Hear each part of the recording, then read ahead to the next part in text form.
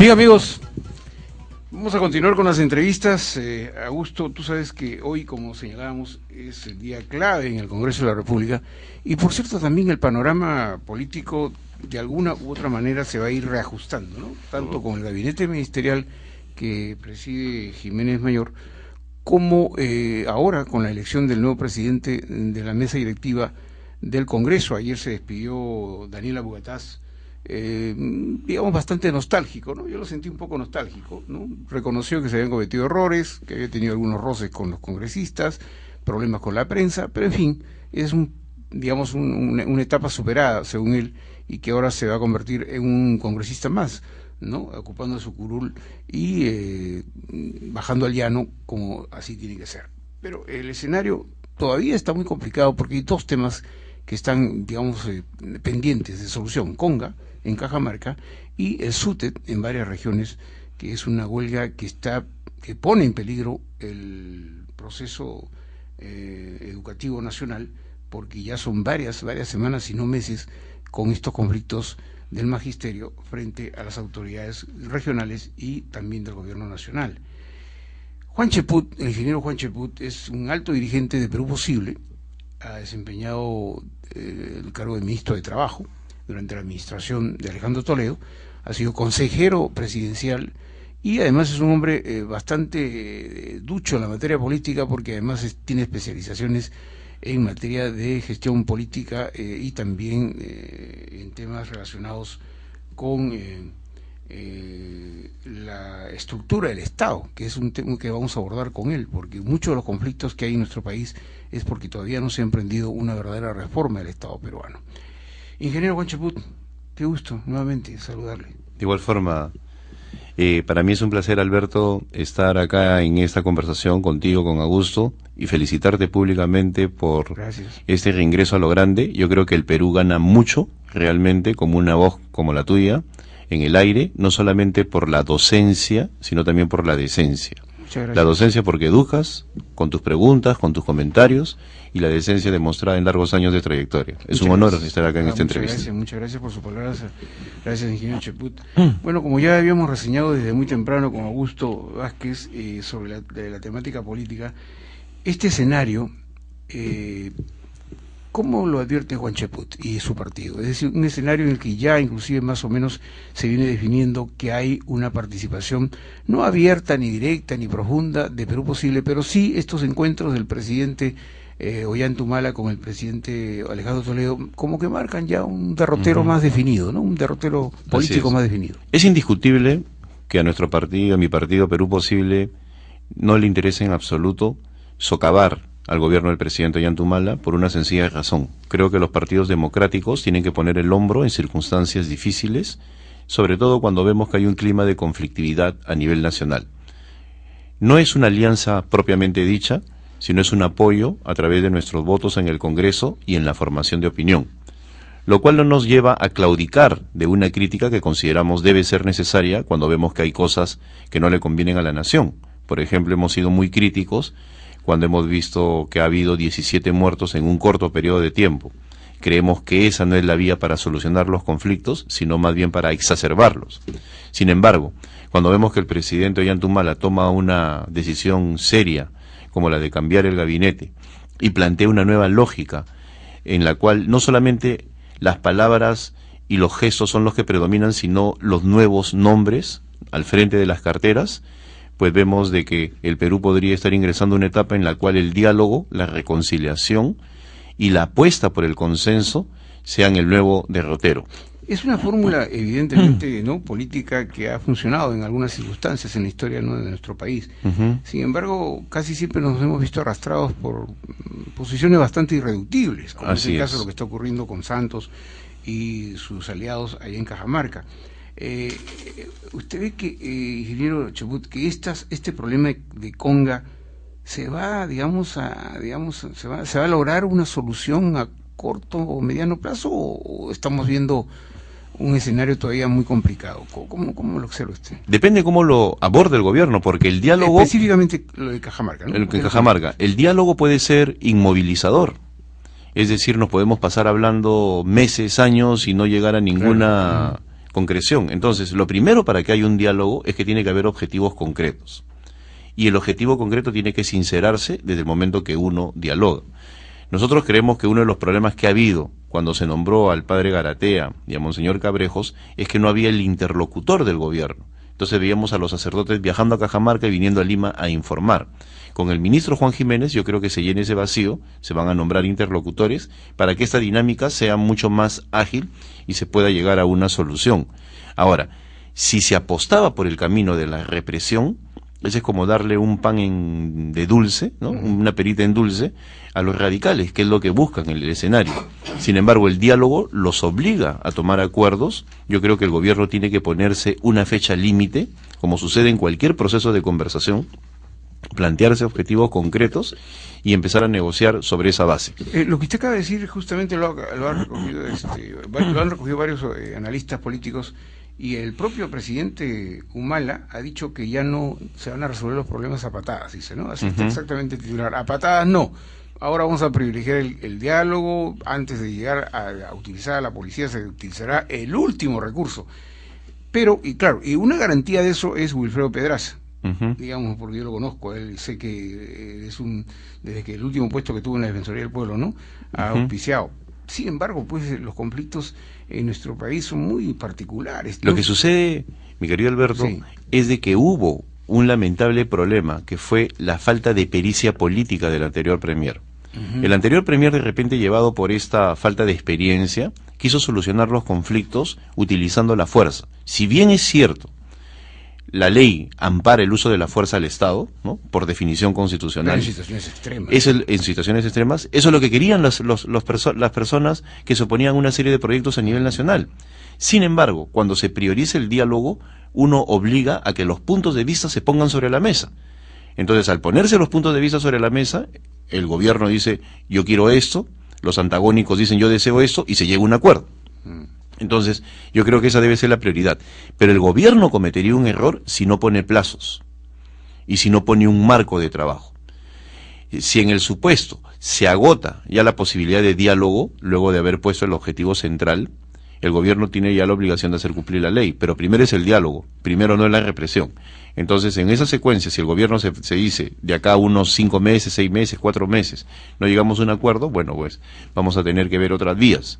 Pero primero tiene que ser absolutamente claro en plantear sus condiciones. Pero cuando hablamos de diálogo significa dos partes, ¿no es cierto? Y no se puede hablar de diálogo sobre la base, en el caso específico de Cajamarca, de Conganova, ¿no es cierto? Y aquí muestra su radicalismo el señor Santos, el señor Saavedra, que está detrás de él. Y bueno, ¿cómo se enfrenta esta situación? Que parece, ojalá con el señor Jiménez se busque el encuentro finalmente que ha estado siendo negado por parte del señor Santos en todo momento, pero que se busque en algún momento de sentarse a conversar.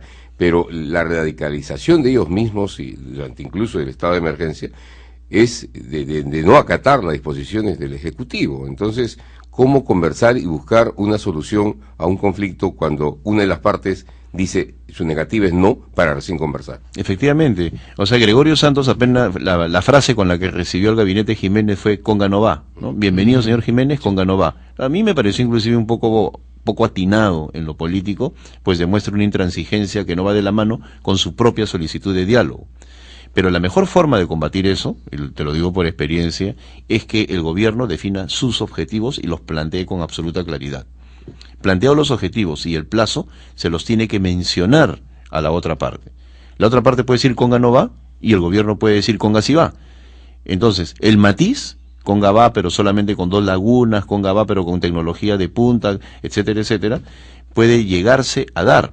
El problema que ha habido ahorita, hasta estos días, es que ha habido una intransigencia y no ha habido ni siquiera posibilidad de conversar.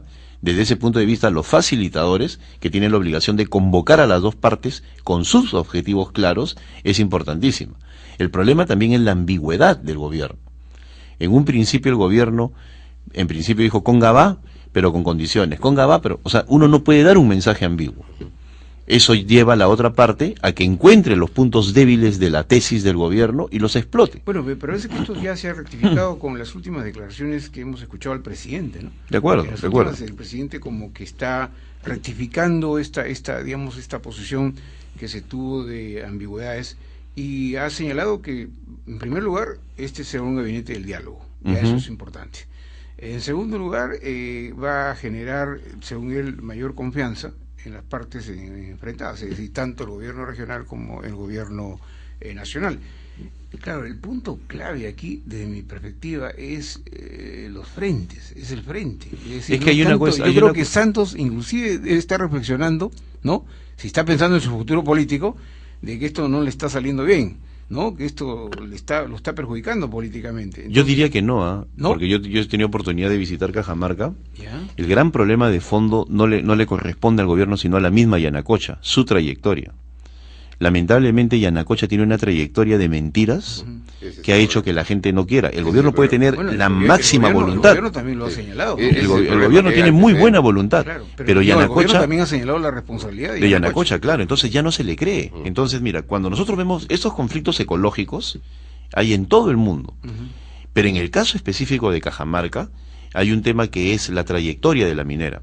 Y la minera verdaderamente ha sido prepotente en todo el sentido de la palabra, con funcionarios inclusive de medio nivel, y aún más, primera vez que lo voy a decir públicamente, yo he tenido oportunidad de hablar con un ex vicepresidente minero, que me decía que pertenecía a otra mina, pero que hablaba en la Sociedad Nacional de Minería, que me decía que era impresionante la forma como se comportaba Yanacocha, en el sentido de no reconocer inclusive afectaciones mínimas a las comunidades por la prepotencia que existe, ni siquiera las fiestas patronales. Sería, digamos, una Entonces, conducta casi imperial. Claro, ellos se sentían dueños. Y aún más, hay otro problema con el ámbito político que yo creo de que el gobierno, aplicando la política, lo debe sincerar. ¿Quiénes son sus interlocutores? El señor Guerrero, que tampoco genera confianza, de parte del señor Absalón Vázquez, que tampoco genera confianza. El exalcalde Guerrero y es congresista. O el señor Horna, que es que es del APRA. Pero ellos están buscando, pues, volver al terreno político, ¿no? Así es, básicamente el objetivo. Pero mira el error que se comete, que como digo, no corresponde al gobierno, sino inclusive aparte a la misma minera, cuando sacan a la palestra comunicados firmados por el APRA, cuando el APRA ha tenido un presidente regional durante 2 periodos, un alcalde de Cajamarca, el señor Horna, durante el señor Pita, creo que se llamaba el que fue presidente regional, vinculados al partido aprista, el presidente, el vicepresidente de Relaciones Institucionales pertenecía al partido aprista. Entonces ha habido una manipulación de la política que no escuchaba a las otras partes. Entonces eso ve la gente, si siguen los mismos actores, ¿cómo voy a dialogar? Por eso te decía que la situación se vuelve compleja, porque la persona que pretende decir voy a cambiar tiene un pasado prepotente. Sí, pero ahora, en esa mesa de negociación eventual, la que se logre que los facilitadores, digamos, promuevan un acercamiento, en opinión de Juan Chebut, ¿debe estar presente Roque Benavides, por ejemplo, o representante de Newman, en este caso es el señor Santa Cruz? Sería lo ideal el señor Santa Cruz, porque yo quisiera recordar lo que dijo también de una manera, desde mi punto de vista, poco elegante el señor Roque Benavides en una entrevista con la señora Rosa María Palacios. Yo nunca hablo con el presidente. Mis funcionarios son los que han hablado, ¿no? Y lo pone en blanco y negro. ¿Usted ha tratado eso con el presidente? No, yo no hablo con el presidente. No he hablado con el presidente. Mis funcionarios han hablado una actitud despectiva y olvidamos. Lo que sucede es que la gran prensa no quiere decirle las cosas claras a la minería por cuestión de visaje, lo que sea, y la gran prensa no pone en blanco y negro lo siguiente: que el presidente Ollantumala, con buena voluntad, sale un día sábado a declarar con Gabá con estas condiciones, y el día lunes sale una entrevista del señor Roque Benavides donde le quita el piso al presidente de la República. Cierto. Bueno, yo tengo entendido que el presidente se sintió un poco mortificado. Pero por supuesto, porque el presidente está demostrando buena voluntad. Aún más, yo felicito públicamente al presidente Ollantumala por su cambio de actitud de estas últimas 72 horas, en el cual se está rodeando, parece, ya de nuevos conceptos que buscan el diálogo, la paz social, porque no podemos seguir en este clima de conflictividad. Claro, y los operadores políticos que están, digamos, dentro del gabinete ministerial inclusive, ¿no? Tanto Jiménez Mayor como mismo. Y el mismo nuevo, ojalá que gane en las elecciones el señor Víctor Isla, porque está demostrando un espíritu dialogante, ¿no? Entonces, allí es cuando yo veo de que el gobierno está encontrando un gran problema en lo que se refiere a la trayectoria de la propia minera y a la actitud que ha tenido el propio señor Benavides. Ahora, se inicia esta gestión en el Parlamento. El Parlamento tiene pues un desprestigio muy alto, ¿no? Tremendamente alto. Digamos, muchos ciudadanos pensamos que no va a mejorar mucho, ¿no? Y yo no sé cuánto aporte, qué experiencia tiene el señor Isla para el manejo de un Parlamento de la naturaleza que tenemos. Ustedes como partido, ¿han evaluado esta situación? Nosotros lo que hemos visto, y en eso también es una agradable sorpresa, es el cambio de actitud en el probable presidente del Congreso. Digo probable porque hay otra lista, la de la señora Cuculiza. Correcto. ¿Cuál es ese cambio de actitud? Haber conversado él directamente con todas las fuerzas políticas. El solo hecho de conversar con las dirigencias, de convocarlos, ya demuestra un cambio de actitud en relación al presidente saliente, que tenía una postura más endógena, ¿no? Más cerrada en sí mismo, que él ha reconocido que ha cometido errores, y ojalá que aprenda, porque todos aprendemos, pero en el caso de Víctor Isla, ha empezado con una apertura a todas las fuerzas políticas. Pero esto es, digamos, en las últimas horas, porque yo recuerdo que alguno de ustedes, o incluso el presidente de Toledo, tenía alguna reserva respecto a ello. Así es, por su pasado vinculado a Chávez, pero él mismo se encargó de declarar y se reunió con dirigentes políticos para aclarar. El mismo video indica de que había un programa social de Hugo Chávez para operación de los ojos. Sí, de las cataratas. Entonces era por eso que él solicitaba para su pueblo ese deslinde ya lo hizo. Lo hizo ese deslinde, lo aclaró, y es por eso que nosotros lo apoyamos para la presidencia del Congreso y lo acompañamos en la mesa directiva. Cuando hablamos de minería, hace un rato usted mencionó, ingeniero Juan Cheput, que en el mundo entero hay problemas con la minería, ¿no es cierto? Y algo que no se ha difundido mucho es unas declaraciones que hizo el presidente de Ecuador, Rafael Correa, a través del Internet, en la cual hablaba de la necesidad de la minería en nuestros países, en la región incluso. Y decía, por ejemplo, la gente que engaña, digamos, a los pueblos, dice, la minería contamina, entonces no va la minería. Entonces, ¿qué tendríamos que colegir? Los carros contaminan, no van los carros, ¿no? Y hizo una defensa cerrada a la minería. Minería sí, pero con control ambiental. Es lo dijo que minería responsable. Y a gusto, con altos estándares. Así es. Mira, ¿qué es lo que se está pidiendo ahora con la nueva ley de minería? Así como he hablado de Yanacocha, también tengo que hablar de la clase política. Porque la clase política claudica de su obligación de hablarle de frente y de pie a la minería por no sé qué razones. Pero le corresponde a la clase política decirle, señores, ustedes tienen todo el derecho a invertir, pero con altos estándares. Hay pósters de Canadá, por ejemplo, donde uno ve un hermoso valle con cataratas, con agua cristalina, y abajo en el póster dice, aquí hay una mina. Y nadie la nota, porque se respete el hábitat, se respete el medio ambiente, se utilizan los más altos estándares internacionales. ¿Por qué? Porque se sabe que también los recursos hídricos son escasos en un mundo que está creciendo de manera impresionante. Pero si nosotros vamos a decir bienvenida a la minería sin estándares internacionales, pues vamos a encontrar conflictos sociales. Claro. Hay una zona en Suiza que se llama Interlaken, ¿no? Entre lagos. Y una vez salió una noticia que había una enorme veta de oro, ¿no? Pero Interlaken pues es una zona turística y una belleza impresionante, ¿no? Con lagunas, lagos y todo lo demás. Los suizos hicieron un referéndum, que están acostumbrados a hacerlo, ¿no? Su consulta sobre la marcha. Y por más veta de oro, una montaña de oro, no pasa esa nada. laguna no la mueve nadie, ¿no? Claro, porque hay lo que se conoce como los recursos paisajísticos, pero eso nos lleva a otro problema muy interesante, a un déficit que hay en el Perú, la ley de ordenamiento territorial. Los países más desarrollados son los que indican como Suiza, esta zona es minera y esta zona es para cuidar nuestra biodiversidad. El Perú está perdiendo de vista que es uno de los 5 países con mayor riqueza en biodiversidad. ¿Y qué es lo que hace, por ejemplo, Costa Rica? Costa Rica también tiene oro, pero Costa Rica también tiene selvas vírgenes. Entonces dices, en esta selva virgen tengo 2 posibilidades: o exploto el oro, o de lo contrario, se lo doy en concesión a un laboratorio tipo Roche, ¿no? Para que investiguen las plantas, las medicinas del futuro. Y al investigar las plantas, cuidando la biodiversidad, se garantiza la riqueza que van a venir de las patentes, sin tocar la selva.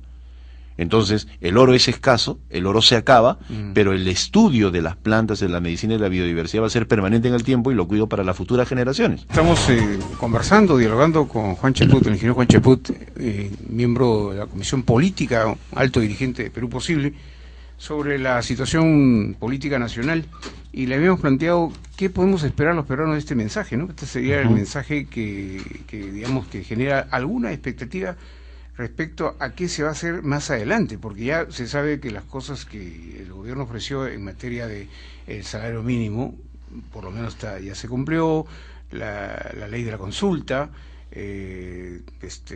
los programas sociales que tienen que ver con beca 18, pensión 65, cuna más y todos esos, y eso ya se sabe, ¿no? Y a redundar en eso, de pronto políticamente no conviene mucho, pero ¿qué se puede anunciar? O sea, ¿qué creen ustedes? ¿Qué es lo que han dialogado ustedes como partido político con el presidente Humala? Bueno, como partido político no hemos llegado a ese nivel porque conocemos que todos los presidentes, sin excepción, se reservan el corpus, el detalle de su mensaje para el mismo 28 de julio. Pero para nosotros, que somos los observadores, ver que llega toda la comisión política, el presidente Toledo y todos al Palacio, uno dice, bueno, ahí está el partido, pues. Claro, es un respaldo institucional al presidente de la República, porque creemos que en momentos difíciles donde se nota verdaderamente aquello que queremos en la cobertura. Yo estaba de viaje, yo había llegado de Bogotá, y creo que ese respaldo institucional se está manifestando con la votación y nuestra presencia en la mesa directiva del Congreso y en el apoyo que le podamos brindar al presidente. Ahora, ¿cuál creo yo que será el carisma del mensaje de 28 de julio? Yo creo que el hilo conductor va a ser la recuperación de la confianza. El presidente ha estado enfatizando en los últimos días de que es necesario recuperar la confianza, y eso se puede manifestar a través de dos estamentos: la solución de la conflictividad y el impulso de algunas reformas puntuales que tengan que ver con el sector económico, que ya está sintiendo las consecuencias de la crisis económica internacional. Y hay un tercer tema que creo yo que de todas maneras va a estar presente en el mensaje, que es el fallo del Tribunal Internacional de La Haya. En los próximos 8 meses se debe estar dando ya este fallo, a más tardar en el primer semestre del próximo año. Entonces el presidente, yo creo que va a hacer alguna mención. En ese tema prácticamente hay una cohesión, ¿no? Política. Nos corresponde estar cohesionados, ¿no es cierto? ¿no? A nivel hay la unidad nacional. Sin embargo, todavía pues uno está ciertamente preocupado por las declaraciones que se formulan en Chile, ¿no? Evidentemente. Los informes que circulan no son, digamos, entregados a la prensa simplemente por descuido ni nada, o sea, hay por un interés de crear una 2 días antes de que hubiera un primer pronunciamiento en La Haya, solamente a las partes internamente, el presidente Piñera entregó un informe de seguridad al Senado, en el cual se hablaba de una intervención estratégica, ¿no? Y de la participación de las Fuerzas Armadas. Entonces, yo creo que está haciendo bien nuestro canciller, el señor Roncagliolo, en no responder mediáticamente a estas provocaciones. Pero sí es importante que el próximo Congreso también tenga en agenda, la próxima mesa directiva tenga en agenda ese tema, y en paralelo se empiece a diseñar una estrategia como la tuvo en su momento Ecuador, en el cual hombres de prensa, como ustedes, políticos, empresarios y obviamente el Poder Ejecutivo tengan una sola voz. Porque lo peor que nos puede suceder es que salgan voces discordantes, no por mala fe, sino por desinformación. El Perú en este año hacia adelante necesita estar absolutamente coordinado en materia del tema de La Haya. En los últimos años, Chile ha repotenciado sus Fuerzas Armadas con más de 30.000 millones de dólares, y nosotros hemos hecho prácticamente nada en ese sentido. Su escudo dice por la razón o por la fuerza. Siempre ha habido un concepto, digamos, beligerante en sus terminologías. Se hacen juegos de guerra en la frontera, todas estas cosas. Y siempre se negaron a que el Perú hiciera la demanda de la Corte Internacional de La Haya. Lo trataron como un acto inamistoso, inclusive, ¿no? ¿Qué va a pasar si finalmente la Corte Internacional de La Haya falla a favor de Perú y su tesis? Bueno, nosotros manejamos ya en nuestro gobierno, porque nosotros sí creíamos en ir a La Haya y lo impulsamos desde el Acuerdo Nacional, porque el presidente García en un principio no quería ir a La Haya, ni él ni su canciller, y lo impulsamos junto con el general Mora, el general Quiabra, en el Acuerdo Nacional, aunque ese es otro tema. Nosotros siempre hemos evaluado una hipótesis de conflicto, siempre, y es algo que no podemos soslayar. Chile tiene necesidad de justificar este gran gasto en sus Fuerzas Armadas, y una manera para ellos ideal es con una eventualidad de conflicto estratégico atacando zonas puntuales. Entonces el Perú no puede creer de que en lo diplomático va a estar el único campo de acción. O sea, no debemos descartar nosotros la hipótesis de conflicto. En Pues toda negociación, ingeniero, perdón que le interrumpa, está, pues usted lo sabe, en una mano la diplomacia y en otra mano la así fuerza. es, la disuasión, la fuerza, ¿no es la cierto? disuasión, La claro, fuerza, porque es evidente. para eso, y justamente ese es el marco.